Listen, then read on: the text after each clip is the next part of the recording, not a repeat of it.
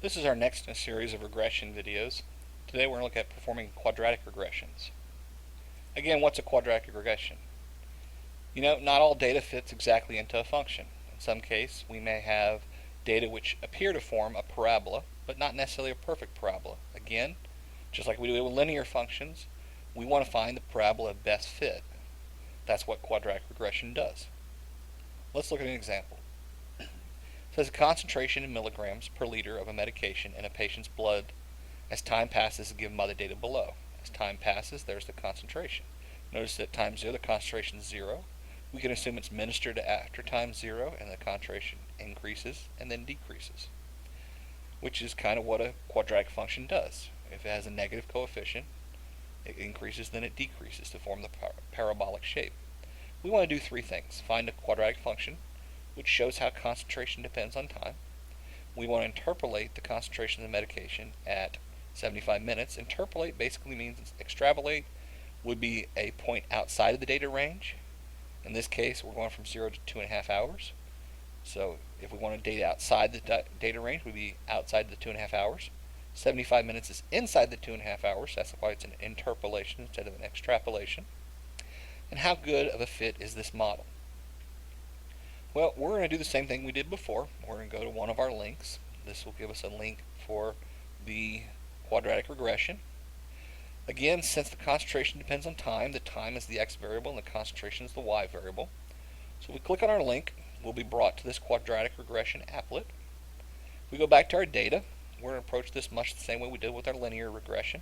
We're going to type in the x values, 0, 0.5, 1, 1.5, 2, and 2.5.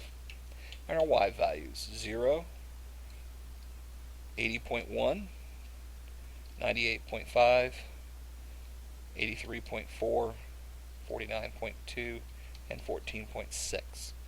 When we go to plot them, this clearly shows a parabolic curve with this data point. So we know we're using the right type of regression. We want to analyze this.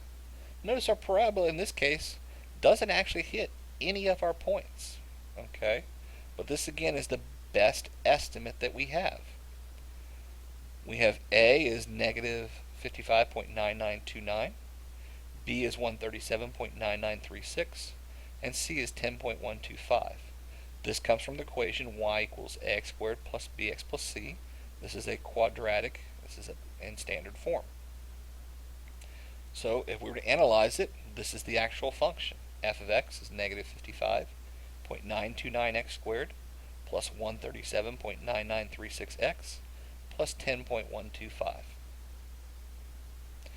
Notice that this is actually my y-intercept, and it doesn't necessarily match up perfectly with my data, but again, we're looking for the quadratic of best fit.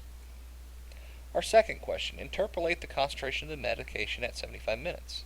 Well, 75 minutes is an hour and 15 minutes, or 1.25 hours. We simply take our function, we plug in 1.25 for x, and we get 95.1. So at 75 minutes, the concentration of the medicine is 95.1 milligrams. We go back to our applet, here's 1.25, and that's very close to what we expected it to be, 95.1, according to what our data was. Finally, how good of a fit is this model? Well, if we go back to our applet, we notice the correlation coefficient is 0.95664. Again, just like linear regression, this measures how good a fit the regression is. So 0.9564 is close to 1, so this is a strong or a very good fit for this model. Let's look at another example. It says the table below on the right lists the number of Americans in thousands who are expected to be over 100 years old for selected years. How many Americans will be over 100 years old in the year 2010? So we have these 6 data points, the years 1994 through 2004, and the amount in thousands. Now we're going to do one thing before we actually plug our data in. It's very common to not start on a year 1994. The reason that is because if we plug 1994 into a quadratic and we square the 1994, it's going to get very large very fast, and it's going to be really unwieldy to deal with. So usually what we do is we sit there and we take the first year we're starting at, 1994, and we make that year 0. So we're going to redo our table. You're going to use 1994 as year 0. 96 is 2 years after 1994, so that's year 2. 98 is 4 years after year 4, so that's year 4. And then year 6 for 2000, year 8 for 2002, and year 10 for year 2004. So we're going to sit there and now take our data. Let's clear out what we have. We're going to plug in 0, 2, 4, 6, 8, and 10. Notice when I do our table, only the x values change to get those smaller. The y values stay the same, so it's still going to be 50, 56, 65, 75, 94, and 110. We're going to plot our data, and notice this, it looks kind of linear when we just take a quick glance at it, but it kind of curves up, okay?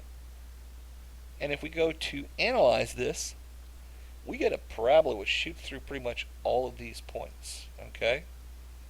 Our A is 0.4018, our B is 2.0393, our C is 50.0714, and notice our correlation coefficient, 0.9986. It's nearly perfect. So our question was, how many Americans will be over 100 years old in the year 2010?